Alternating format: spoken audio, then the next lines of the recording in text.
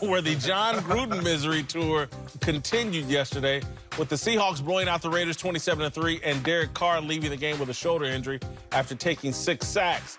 But even before the loss, it looked like the Raiders could be going into a fire sale mode, with our buddy Jay Glazer reporting that Amari Cooper and safety Carl Joseph are on the trading block. Marcellus, is Gruden to blame for this disastrous start? He is, and it's unfortunate. I hate to put it on a coach who's not making tackles or getting sacks. Ooh, that team can't get any sacks. But if you look at the mental construction of this team, there's one thing to have low expectations, and there's a difference of having no expectations. And when you give a coach a 10-year contract, $100 million, money in the bank, regardless of outcome, there are no expectations. So he comes in, he gets to gut the roster. He gets to go out there and look at guys and assess them in any way that they want to. And this was a team that was trying to rebound this year. Remember 2 years ago, a team that looked like they could really do some damage. Derek Carr gets hurt in the playoffs, then they come back next year, as you were saying before, with your Atlanta team, or we see right now with Jacksonville. Oh, we're going to be better, we're going to be better. And you got to go out there and earn your keep. They didn't. Now they have a coaching change, and then Jon Gruden, he's so comfortable. He's so comfortable that he is actually distant from the outcome, and he's distant from how these players are really approaching the game. So until you change that dynamic, I don't think he's going to be able to reach his collective group. I think Jon Gruden's doing exactly what they're paying him to do. He's rebuilding and tearing the thing down and preparing them to move to Las Vegas, where they'll have more cash and they're really going to make a run. When I've watched them play, and I did not watch this weekend's game, but when I've watched them play, I've liked their effort, and I've seen things strategically that I thought Jon Gruden was bringing to the table. I don't blame Jon Gruden. I think he's doing exactly what the Davis family wants him to do. You know, they're the last 3 years coaching on the staff. And I've been a Raider fan since I've been a kid. I played for the Powell Raiders. So back in the mid-90s, mid-70s, I had Raider posters in my room. And I look at it, and yes, 2 years ago, 12-4. Had all the possibilities, had a lot of talent, still have talent on that roster. Then last year, 6-10. Not as good as we hoped we could be. And then everybody gets fired, all right? Then you bring in Jon Gruden. And I think the only problem I have with Jon Gruden is that when he looks at the roster, team sports are perception sports. If the coach perceives you not to be a good player, you don't play. Like Carl Joseph. Carl Joseph can play. He can play in the National Football League. He's not a big safety, but he can play in the National Football League. And to tell me that these veteran safeties are better than Carl Joseph is untrue to me. I know, I've seen him play, and I've seen these other guys play. And, you know, I want to see them back to the dominance of the old Oakland Raiders, because it's always fun when the Oakland Raiders are winning. They go against the other rival teams in the National Football League. But there has to be some accountability. And that's the only thing that worried me at the beginning of the summer.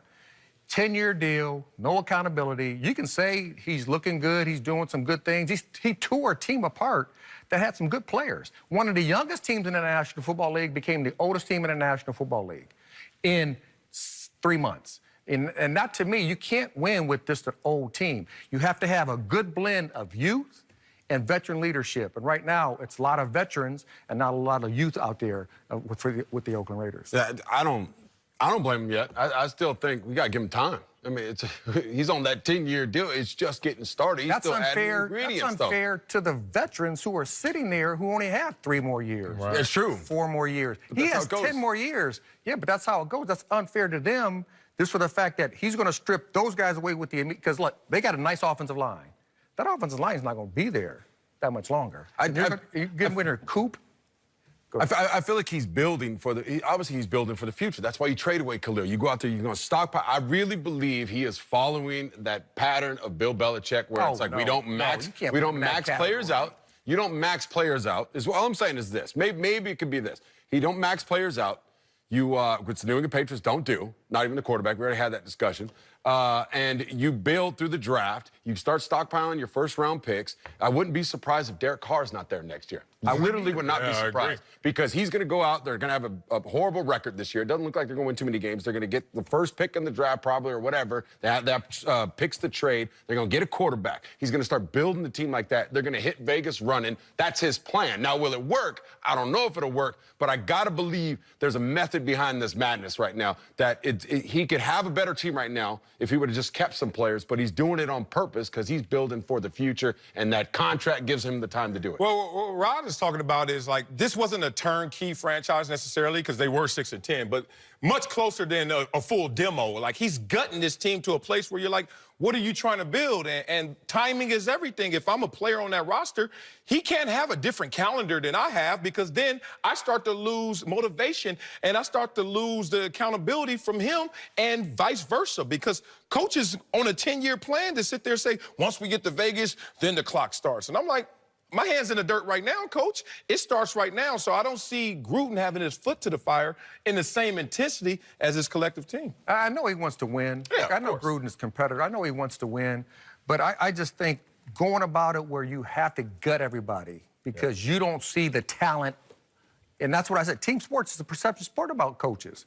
You know, you could be sitting there, and I believe one guy's better than the other guy, not playing, but the other guy really, he's the baller. The other guy's a cookie cutter. He fits the mold of what I like. Some guys, sometimes you got to look out of the box. And hopefully he will start looking out of the box. Hopefully, Tony, you are right, just for the Oakland Raider Nation, because you want to see that dominance back. You want to see the silver and black back.